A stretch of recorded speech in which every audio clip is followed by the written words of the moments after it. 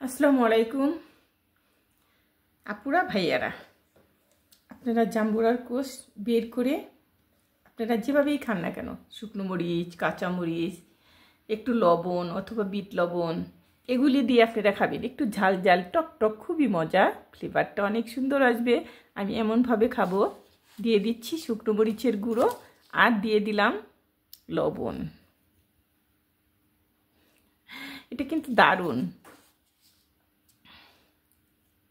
খেতে অনেক দারুণ লাগবে।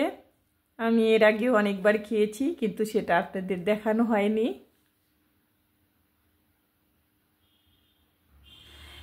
একবার খেয়েই দেখবেন যে কেমন লাগে, তখন বলবেন না আপু ভালো হয়েছে। কমেন্ট করে আমাকে জানাবেন খেয়ে।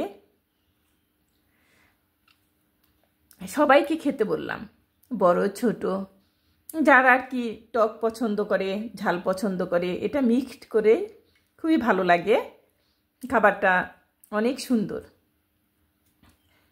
ভালো থাকবেন। সবাইকে দাওয়াত দিলাম, দাওয়াতে সবাই হাজির হবেন। আল্লাহ হাফেজ।